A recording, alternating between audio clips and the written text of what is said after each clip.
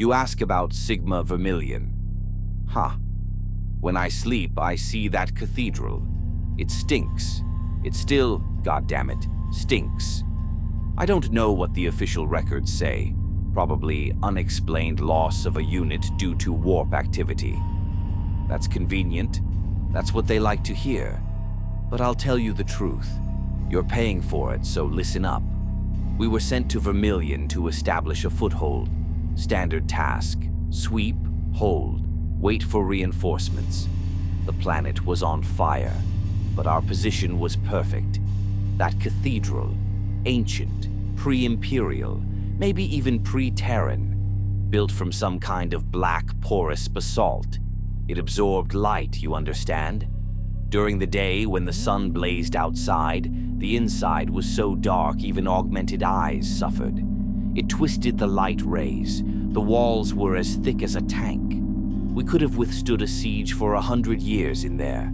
And that's where, in the deepest crypt, in a place we descended to set up an ammo dump, we found it. The statue. I don't know what was worse, its appearance or its lack of appearance. It was about 3.5 meters tall. Thin. No, not just thin. Elongated, like it had been stretched out of clay until it resembled a shadow cast at sunset. And it had no face, no eye sockets, no mouth, no nose. Just a smooth, black polished column tapering toward the top where a head should be. Angular, wrong shoulders. Its arms were unnaturally long, almost touching the floor. And silence. It wasn't just silence around it, it was sound absorption. The locals, the dirty, scared cultists, or just idiots we brought in for labor, immediately started whispering.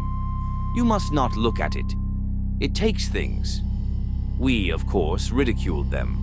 Sergeant Leng ordered them to shut up, and I ordered the sentries to set up a perimeter and lock the crypt with 3 different chain locks, just in case. We aren't fools. Gorok was the first to disappear. He was standing watch in the far corridor leading to the crypt. When his shift change arrived, he had simply vanished.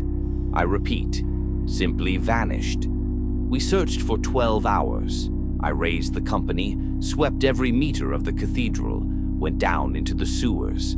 We found his lace gun, neatly placed against the wall, and his flak armor, even his dog tag. But not a single drop of blood, not a scratch, no sign of a struggle. We didn't even find footprints other than his own. First thought, desertion.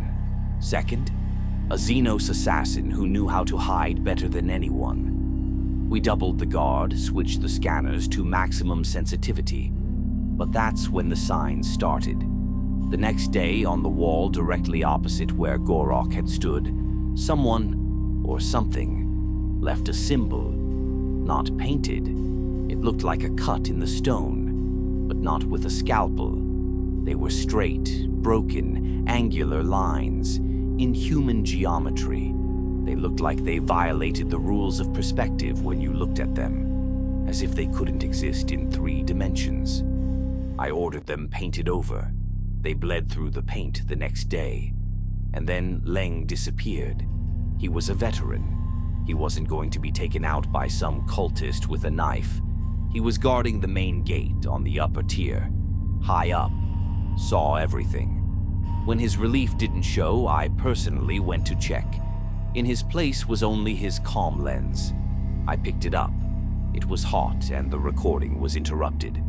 The last frames were just the background, a smoking field, the dim sun of Vermillion. But right at the very end, just before the recording cuts out, there was a barely noticeable gleam, as if someone standing very high and very far away looked directly into the lens. And again, new symbols, 2 of them now, right on the pillar near where Leng had been standing. The same impossible lines. That's when the fear really started working. It wasn't panic, no. It was a creeping, cold paranoia.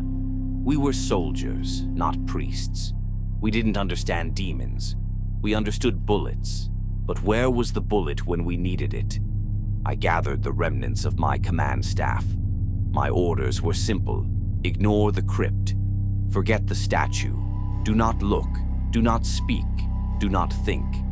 But you can't make a man stop thinking, especially when he knows that someone, or something, is right beneath him, in the dark, just waiting. We started setting up thermal cameras, 4 observation posts aimed at the crypt. I ran a 24-hour broadcast in my command center, and we started losing men without touching the statue. Green and Rico, they were sitting in the mess hall eating their synthetic rations. Their post was 3 corridors away from the crypt. We heard a commotion, rushed over. Rico is sitting there, eyes wide, his ration dropped from his hands. Green is gone. And Rico? He just sits and stares, at a single point. I ask, "What did you see, Rico? A Xenos? Name the target." He can't speak. He only whispers, and it was the most terrifying sound I've heard in the whole war. "He's tall. He's just tall," Rico snapped. Just snapped. We restrained him, gave him sedatives. He didn't last the night. Died from pure, absolute shock. A third symbol appeared on the mess hall wall, right above where Green had been sitting. That's when I understood what it was. This wasn't a physical attack. It was a consciousness hunt. The statue wasn't just stone. It was an anchor, a point of entry for something from beyond. It was taking those who started to perceive its presence, who tried to see it in their peripheral vision, who allowed its angular, faceless image to fix itself in their brain. We all tried to decipher the symbols. We had no psychics. We applied elementary cryptography. All we figured out was that they were a tally of our losses. Each new line, each sharp angle, that was one soul. It was a count, and the count was rising. I started seeing it myself. At night, when I slept, I would wake up with the sensation of being in a vast, empty space. And I saw it. It didn't move, but its shape, it vibrated wrong, like interference in a cogitator. And it wasn't just black, it was the absence of color. One time, in the main hall, I caught sight of something tall in the archway, out of the corner of my eye. I spun around, raising my laser gun. Nothing, just a pillar. But for a fraction of a second before I turned, I thought the pillar was too thin, too tall, and it wasn't standing where it should have been. I stayed awake for 3 days, pumping myself full of stims until my heart started skipping beats.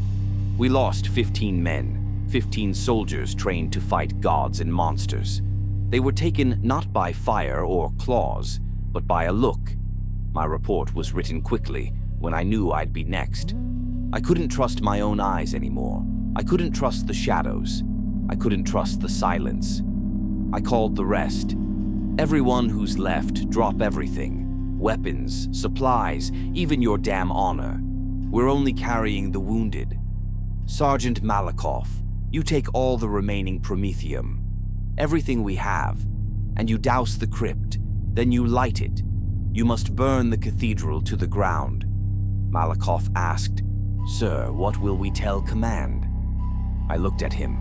His eyes were empty. He was already almost broken. I told him what I would put in the report, but only for his ears. This was not a Xenos. This was a predator, hunting in dimensions we cannot see. It left no tracks. It just took those who stared at it for too long. We lost 15 men before I gave the order to burn the cathedral to the ground. Sometimes the only way to defeat a nightmare is to prevent it from looking at you. That's it. I burned the perfect fortress. I burned the ammo dump. I lost half a company, but I brought the rest home. And the cathedral, it's still burning, even when it's not there.